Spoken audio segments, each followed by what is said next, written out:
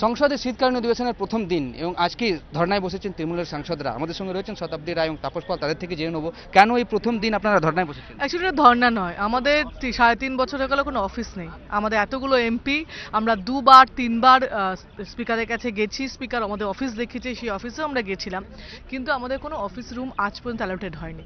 তো আমরা বসবো কোথায়? আগে তো একটা রেলমন্ত্রীর অফিস ছিল, তবু সেই ঘরটা সবাই মিলে বসা যেত, এখন তো সেটাও নেই। তো তার ফলে একটা তো জায়গা আছে যেখানে আমরা সবাই মিলে দেখা করবো, সবাই মিলে ডিসকাস করবো কালকে কি হবে, আজকে কি হবে। তো এটাই বেস্ট জায়গা হচ্ছে এটা। ডিসকাশনের কোনো জায়গা নেই আমাদের। না, কিন্তু আপনারা এই এই ধরনের এই যে খোলা খোলা জায়গাতে ডিসকাশন করবেন, কি সরকারের বিরুদ্ধে অনাস্থা আনা হবে, কিভাবে আনা হবে, সেটা অসুবিধা হবে না এখানে? না, শান্তিনিকেতনের স্টাইল। একদম একদম তাই। আমরা গান্ধী মূর্তির পাদদেশে আমরা বসে থাকব।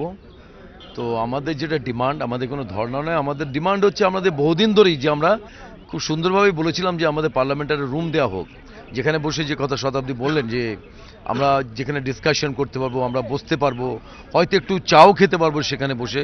কিন্তু চা খাওয়াটা মুখ্য ব্যাপার না, মুখ্য ব্যাপারটা হচ্ছে আলোচনার ব্যাপারটা। তো এই রুমের জন্য আমাদের প্রায় 3.5-4 বছর কেটে গেল, কিন্তু আজ পর্যন্ত আমাদের রুম হলো না। যেখানে আমরা এক সময় সেকেন্ড লার্জেস্ট পার্টি ওদের ছিলাম, শক্তি ছিলাম, একটা বড় শক্তি, কিন্তু তখনও তারা ঠিক এটা গ্রাহ্য করেননি। এটা গ্রাহ্য করা উচিত ছিল আর কি। আর প্রতি মুহূর্তে নেগলেক্ট করা একটা তৃণমূল কংগ্রেসকে, এটা তো ঠিক নয় আই থিঙ্ক। যে শুধু একটা কথা, আপনারা তো যেটা বললেন তাপসদা, কি আপনারা সব থেকে বড় দল ছিলেন, সরকারের ভেতরে ছিলেন, তখন যখন আপনাদেরকে অফিস দেওয়া হয়নি, এখন কি করে আপনার অফিস পাবেন, কি করে আপনার আশা দেখছেন এটা? না, যদি না আমরা এটাই অফিস করবো, মানে যদি আশা যদি না দেখা যায়, তখন আমরা বলেছিলাম, তখন বললাম তখন একটা অপশন তবু ছিল আমাদের কাছে। 6 নম্বর ঘরটা যেটা আমাদের রেলমন্ত্রীর জন্য ছিল, সেটা একটা ঘর ছিল যেখানে আমরা বসতে পারতাম, অ্যাটলিস্ট সেখানে সবাই মিলে দেখা করতে পারতাম। সেটা যদি তাও তখন, এখন সেটাও নেই, তার ফলে এখন সেটারও মুশকিল। যদি তারপরেও এখন না শুনে, তো এটাই আমাদের অফিস হতে পারে।